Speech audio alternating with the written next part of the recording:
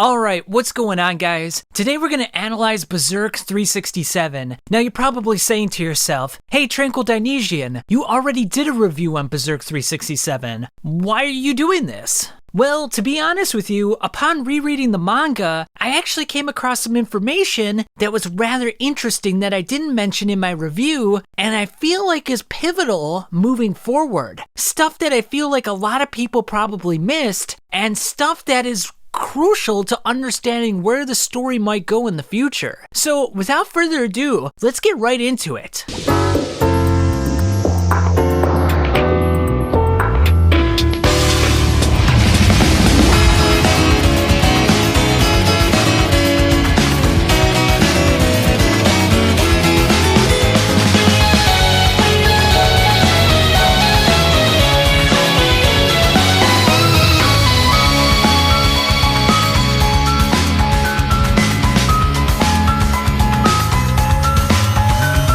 Now, the first bit of information actually comes from chapter 366. Now, at the end of that chapter, if you remember, Zod comes through the world spiral tree, through the branches, into Elfhelm, and right in front of Guts. Now, the reason that this is interesting is because according to Sonya, only her and Griffith know how to navigate the world spiral tree. She never mentioned Zod. Now, why omit Zod's name if he knew how to navigate it as well? Going on that information, we have to assume that no one else besides those two know how to navigate the world spiral tree. So how does Zod know how to do it? Well, one of the theories is that Zod was going after the Moonlight Boy. He was following his presence through the world spiral tree, but the Moonlight Boy landed on Elfhelm before Zod got there. And because of the time difference on Elfhelm and the world spiral tree, i.e. the rest of the world, it took him a little bit extra time to actually get to Elfhelm, where for the Moonlight Boy, it felt like a day, whereas for Zod, it might have only felt like maybe a few seconds or a few minutes, so who knows? It's not really understood whether or not the world spiral tree goes under the same time effects as Elfhelm or the rest of the world, or if it follows its own flow of time. Now, the second bit of information that is pivotal is at the end of chapter 367, we see these dark spirits coming up from the ground. There's huge fissures, there's earthquakes, and these spirits start bubbling up to the surface. Here's an interesting little theory. If you go back to chapter 342, when Guts' crew first arrived on Elfhelm, they arrive at a vast field with a bunch of stones with weird markings on them. Now at first, Shirka says that it's a barrier to keep trespassers out, which is true.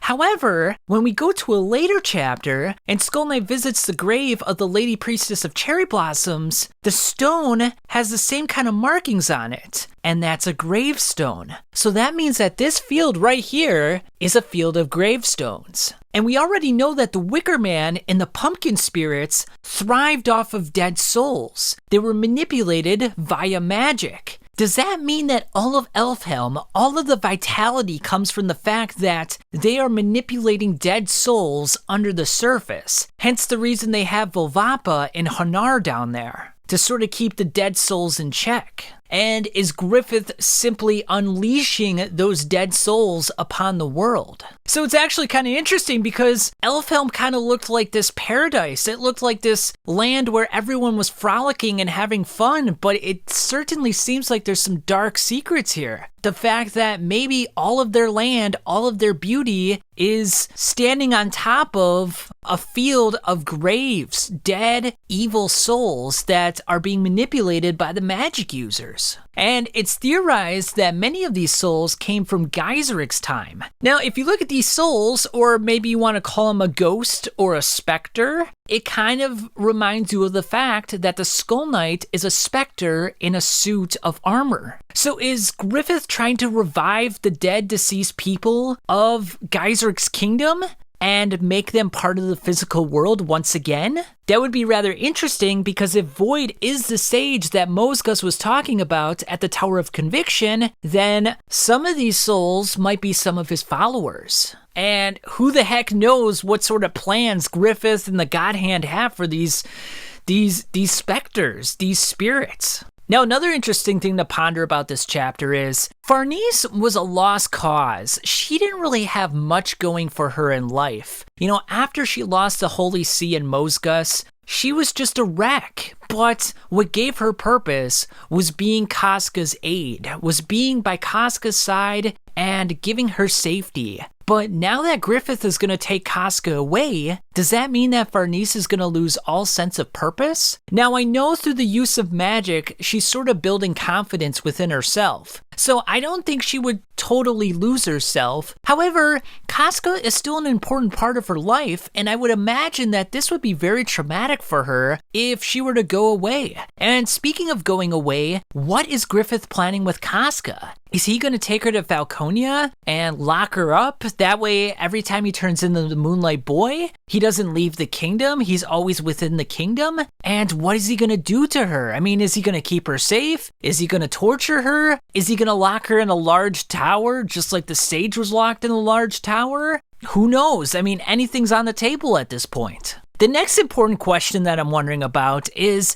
Guts has been experiencing a lot of rage and fury in these last 3 chapters. He's been slicing at Griffith with no effect. He's been fighting with Zod, and yet somehow the Beast of Darkness has not taken over yet. In the past, the Beast of Darkness would take over like that. I mean, it would be like no time flat. When he fought the Makara at the beach, it was like instantaneously. When he fought Daiba at Virtanis Harbor, the Beast of Darkness came out once again. And when he fought the sea creatures at Isma's Island, again, it came out relatively quickly. Yet, he meets his mortal foe, the guy that literally screwed him over, and yet he's somehow able to temper his rage where the Beast of Darkness doesn't take over? It almost doesn't make sense. Like, what's happening? I mean, I understand that Guts has sort of become more self-aware and he's controlling his instincts a little more, but still, you would think with Griffith and the rage that he's been showing that the Beast of Darkness would have taken over at this point.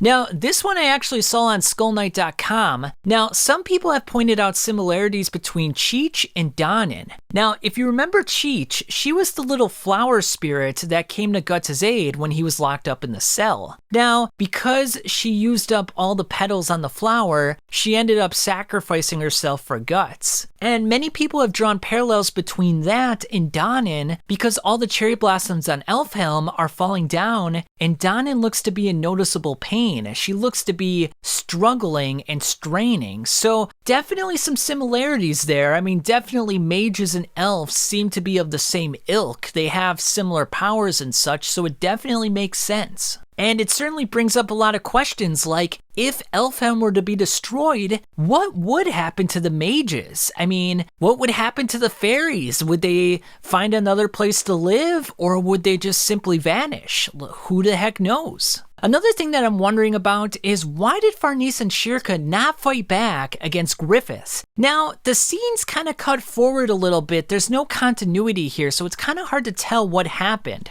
All we know for certain is that Griffith was walking up to Casca with Farnese and Shirka right there. He puts out his hand, and then in the next panel, he's holding Casca, and Farnese and Shirka are nowhere to be seen. I understand that Shirka can sense Griffith's presence, and she already knows that he's the Hawk of Darkness from earlier chapters, but she doesn't put up any resistance whatsoever? I mean, is she just that overcome with fear that she just can't fight back? I didn't understand that whatsoever. And then finally, the last thing that I'm wondering about going forward in Berserk is Casca going to be rendered useless again? Now, we all made the joke that after the eclipse, Casca turned into a potato. In terms of like the story, she didn't have any growth, and she was basically like a child. She didn't really interact with the crew in any meaningful ways, aside from a few gags here and there. And the whole purpose of getting Casca to Elfhelm was to bring her back to normal so that